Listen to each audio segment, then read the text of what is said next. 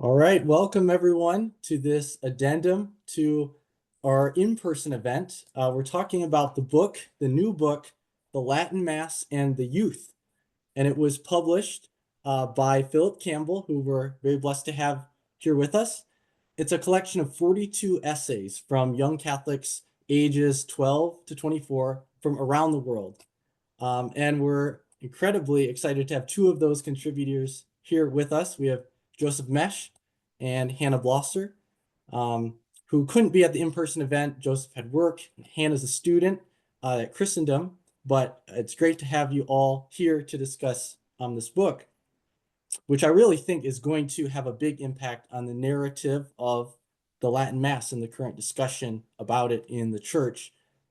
So, Philip, I want to start with you. Sure. Just first of all, why did you decide to write this book, and what was involved in compiling it and publishing it? Yeah, well, in my profession as an educator, I've been blessed to work with many young Catholics over the years. And in my years of talking to these young Catholics, I've noticed that for many of them, the traditional Latin Mass is an absolutely integral part of their spiritual life, as it is to most Catholics who attend the Mass. But what I found interesting about younger Catholics in particular is for us of the older generation who maybe came to the Latin Mass like in the indult days before Summorum Pontificum, we may have discovered the Mass through more, I would say, like polemical or ideological writings, kind of comparing the Novus Ordo to the traditional Mass, or discussions about issues with the Novus Ordo or Vatican II, that I think led many of us, myself included, to discover the traditional Mass in, yeah, what I would consider to be like a polemical framework. But after Summorum Pontificum, with the tremendous spread of the traditional Latin Mass, you have a whole new generation of Catholics who just kind of have grown up with it and didn't have to go through all that study and that polemic, and maybe they have read some of that stuff, but for a lot of the young Catholics that I talk to, this is just something that they were raised with, or that from an early age, maybe if they have memories of the Novus Ordo, it's kind of like something they never really were enmeshed in. So I found that they had a much more kind of holistic attitude about the traditional Latin Mass, a much more kind of, when you ask them why they love it, they would talk more about the spirituality of it, the aesthetics of it, the beauty of the liturgy. So I thought it was just very interesting, and I wanted to capture that, especially in light of discussions that you have about what young people want and how we can revitalize the church. And I think this is ideal for anyone that's interested in where the future of Catholicism lies. And so to get these essays together, it was a big undertaking. You were helpful in getting the word out. I basically spread the word throughout every channel I had available to ask young people to submit their writings on just, and it was a very simple prompt. It said, what does the traditional Latin Mass mean to you? And I encouraged them to share personal stories, personal histories. And I was pretty overwhelmed with the responses that I got from all over the world, really. So it was quite an undertaking. Then we had to kind of edit them all. My acquaintance, Ryers Brousseau, did the bulk of that work. So thanks to him for that. So yeah, a major undertaking, but I'm so pleased that it's out there now for everybody to read these young people's testimonies. Yeah, that's great. And like you said, one of the things I found so refreshing about this book is that it's not polemical. It's not based on ideology so much. It's based on experience, young people's experience with the Latin Mass. You could tell a young person, oh, the Latin Mass isn't in line with Vatican II. And that means nothing to a 12-year-old, right? What they care about is their experience and how it's helped them grow in love for God and love for the Mass and love for our Yeah, Catholic you're faith. not going to find any of them saying anything about pro multis, or any of these like very academic arguments that you find in older Mhm. traditional literature. It's like you said, it's just about their spiritual experience. Right. And it's very hard to argue with someone's personal experience. And that's really, I think, what we find. And to me, the innocence and the simplicity of especially having children talk about their experience. I mean, children and young adults all the way up to age 24, was just very, very moving. Um, so let's turn to now our two contributors. So Joseph, I'll start with you. If you want to just tell us a little bit about yourself, how old you are, and how long you've been attending the Latin Mass. Okay. Hi, I'm Joseph Mesh. I'm 18, and I've been attending the Latin Mass for about 2 or 3 years now over at parish in Ann Arbor. Excellent. And Hannah, what about you? Hi, my name is Hannah Blosser. I'm 19 and I've been attending the Latin Mass for basically my whole life. Wow. Okay. So quite a contrast. We have a couple years for Joseph and Hannah, almost your entire life, which I think really reflects the Summorum Pontificum atmosphere that, um, we're so blessed with for over a decade. So Joseph, can you tell us about your first experience attending the Latin Mass? For most people, that really sticks out. So what was it like for you, and what really struck you about it? Yeah, so I'd actually attended the Latin Mass maybe once or twice, when I was a lot younger, but it wasn't really till again, like 2 or 3 years ago when I wanted to start serving Latin Mass because somebody had, wanted to tell me like, hey, you should like try serving. It's an amazing experience, whatever. So my first experience actually was not as like a person out in the pews, but as a server. Actually, I was crucifer for my first Latin Mass, so it was kind of a cool experience. Um, if anybody knows, crucifer doesn't really do much during the Mass, so it was a great experience just to sit there and like watch everything, not from like the pews, but from like in a server's experience. So it was really amazing to be able to like my first real time was as a server. Hmm. Yeah. And so talk about really being thrown into the deep end your very first Yeah. time, and you're not just attending in the pews, you're actually up there at the altar serving. Did anything in particular really stand out to you or strike you about that first experience? Yes, my first experience, I was actually supposed to be in choir the first time, just almost like you're sitting in the pew, but another server didn't show up, so I was able to be crucifer and carry the cross. But what really stood out to me for that was like I didn't know any of the prayers at all. I knew nothing about the Latin Mass. I was literally just I walked up, I sat down, and what just struck me was how complicated the entire Mass seemed from like a normal Novus Order is fairly simple compared to the Latin Mass. And I was really kind of overwhelmed the first time, but after going for, last 2 or 3 years, it's become much more normal. It's once you learn, like you go to Latin Mass more and more, it becomes just more normal and like a Novus Order would be. Right, right. It's definitely a learning curve. And I always tell people, give it at least 3 tries before you decide what you think about it. Because I know for myself, the first time it was so different. It was like a culture shock. And it took me years, and I'm still learning all these little details, and every little thing has meaning. So it's really, I think, a lifelong treasure that you can unpack as you go. Most Um, certainly. so Hannah, tell us about your first experience attending the Latin Mass. You were probably a little younger than Joseph. Yeah, I don't know when the first time was because it was probably back when I still lived in North Carolina, which was I was a little toddler, so I don't remember, but I think the first time I was like aware of it was probably after we moved to Detroit. We were attending St. Josaphat Parish, and it's just a beautiful church in general.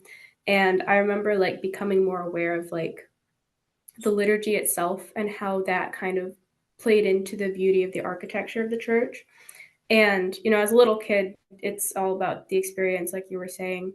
And so just being captivated by like all of like the lights I'm seeing, all of the incense I can smell, everything like the minute details of like the priest's vestments. And like as a little girl, oh, there's like flowers on it, or like, oh, there's a picture of Mary or something like that.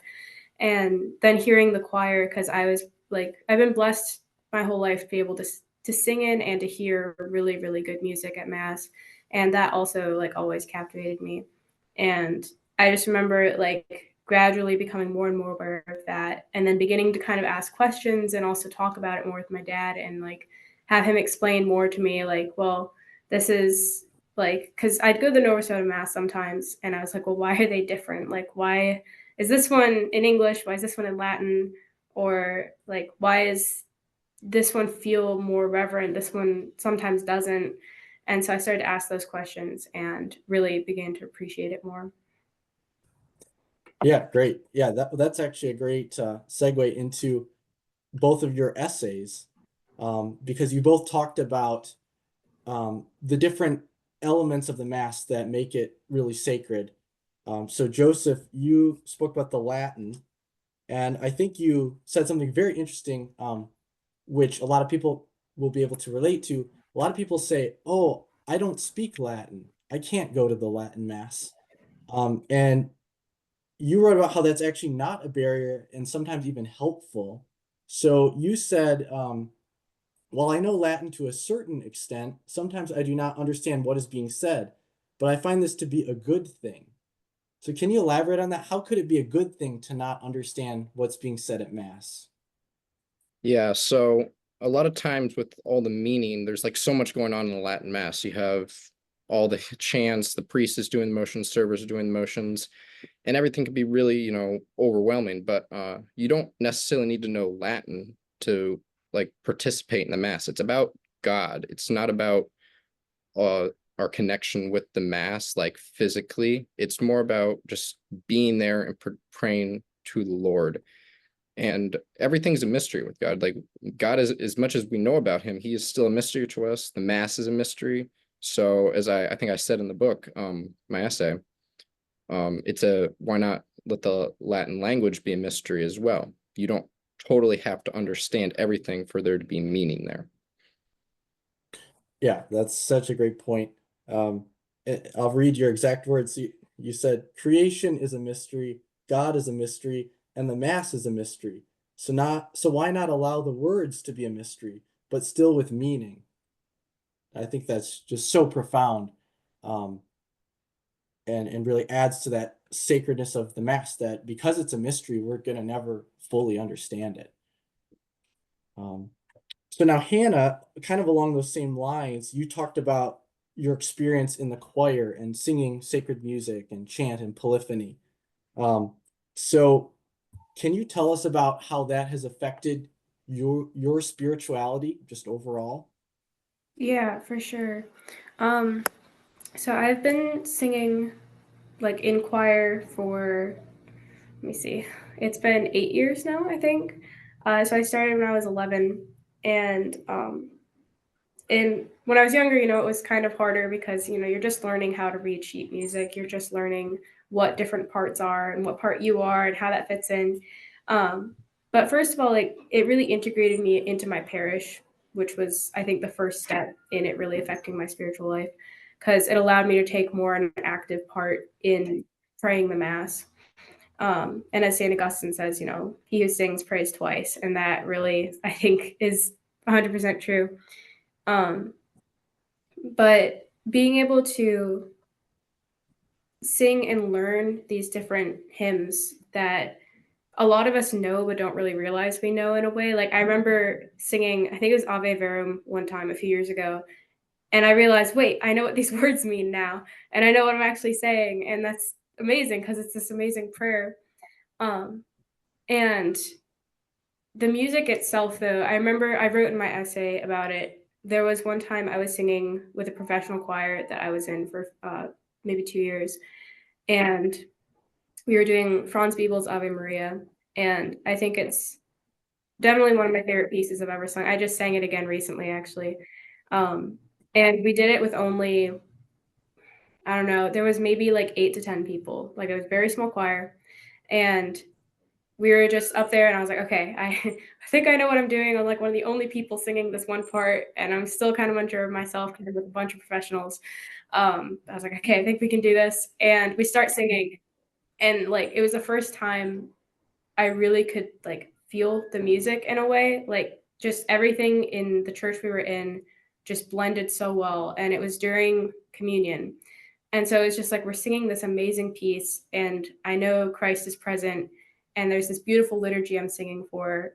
And like that was like the one instant kind of everything came together, and like the music is what really helped me enter into that like mindset of I'm actually present in Christ's presence at this liturgy. And like again, the Latin, like Joseph says, really helps as well, because you're singing in this language that not everybody understands, but in a sense through the music you're able to understand it. And it just elevates you to another level of spirituality, I guess, in a way. Yeah, that's really beautiful. And in fact, I was going to ask you about that exact story that you related, because we have a point of commonality. I also sing in our choir, and I Mm-hmm. love Beeble's Ave Maria, as our choir probably knows all too well. I love Yeah. it. It's so beautiful.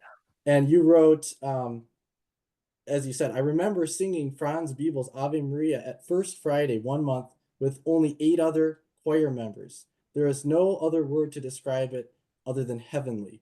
The harmonies blended together and wove around each other in such a way that you could feel the music, and we were all truly praying the Ave Maria as we sang. So that really speaks to, I think, what you said, singing is praying. Um, so uh, before I get to our final question for our two panelists, Philip, just back to you.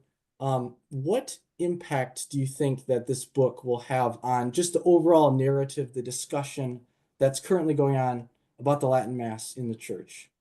Yeah, I think there's really two answers to that. Number one, for people who maybe are outside a Latin Mass community and don't understand what the hubbub is, whether this is lay people or people who are ordained, I hope this communicates that the Latin Mass has a perennial attraction to every generation. It's not just something that old people wax nostalgic about. It's not about being backwards or stuck in the past. It's an ever-present living reality that is speaking to new generations, and that is honestly desperately needed in a society that is so devoid of kind of rich cultural, spiritual realities. It lacks a culture that lacks transcendent values.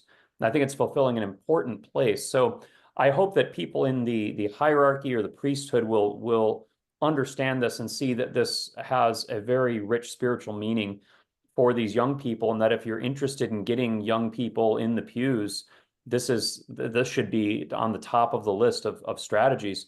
But also to Catholics who are already traditional, what I found interesting is that in traditional Catholic dialogue, you will often hear traditional Catholics say, well, it's not about the smells and bells, it's about, the continuity or the texts or whatever. And that's certainly true, but we shouldn't discount how important the smells and bells are, because as you know, reading the book, a lot of these young people were moved by the music, by the Latin, the aesthetic of the Latin Mass. It's not merely about the aesthetic, obviously, but we shouldn't discount how powerful an incentive to piety that really can be, and how much of a disservice we do to Catholics, depriving them of that.